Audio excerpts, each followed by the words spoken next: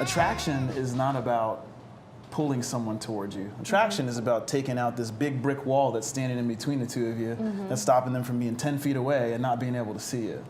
Right? So with regard to that, you have to be able to open up your heart enough to say, hey, like, what does he need? Does that make sense? But who's he? Every single person that you meet, right? Because that's where the answers start, coming up. If you're changing your outer perception of, okay, hey, he doesn't need to have long hair, he can be bald now, he can be this, he can be that, right? Well, then start finding out what he truly needs, because that emotionally unavailable piece is just another wall, right? It's not unavailable, it's just, hey, he's emotionally guarded, right? And I'd venture to say that you're emotionally guarded as well. So now you have to figure out exactly how to... Which is probably why I've attracted those in the past, but I've kind of don't want to go with someone who's emotionally unavailable because I know where that road ends up.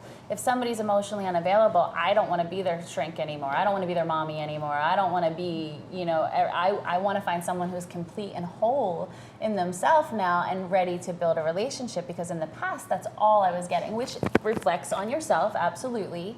You're attracting, like attracts like. A lot of times they say a relationship is like a mirror. So if you're seeing something in somebody, then it's something that you need to work on yourself. It's true. But I don't know how to meet people anymore. And maybe that's part of it, is like, I think I had this revelation. I was in New York for about a year ago, and I was living there for a month, and I realized, like, I'm walking down the street on my cell phone, checking my text messages. What if you look up? Maybe there's a cute guy that just smiled at you that you missed, because I'm so used to being alone, independent, doing my own thing, finding my own bus, finding my own travels, getting on the plane myself. And I've noticed that I'll carry 10 bags, I'm used to carrying 10 grocery bags and things, and somebody goes, yo, you need a hand? And I'm like, no, I got it.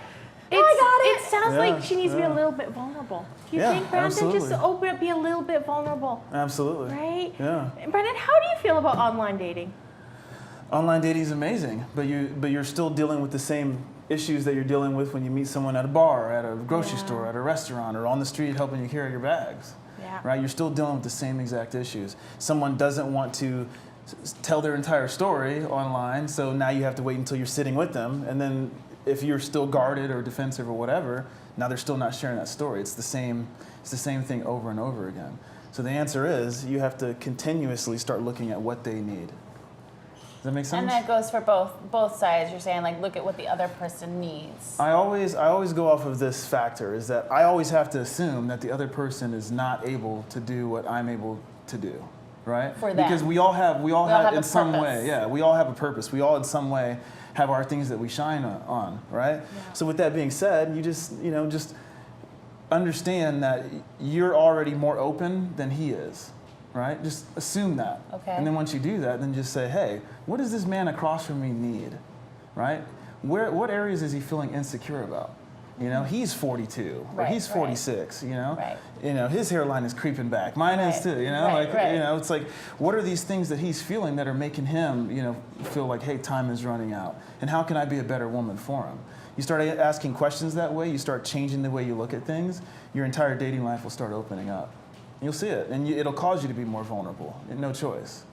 Interesting. That is really interesting. And Leah, that goes back to what I learned from Brandon last time he was on the show, was don't assume men are just simple creatures, that there's something going on in there. And, I think sometimes we don't think about, like, what's he thinking? Like, what's going on? Maybe he's insecure too.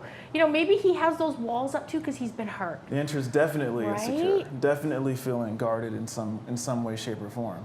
Find out what that is and make him feel at ease. And guess how many women on planet Earth can make him feel that way? To feel completely open and honest. Yeah, it's very true. You'll be the only one, because nobody else is trying, right? That puts you ahead of everybody else. That automatically says, hey, I don't know what it is, but this Leah woman, I just want to hang out with her. That's the important piece. Your curvy body's going on, child. Looking good with your fashion style.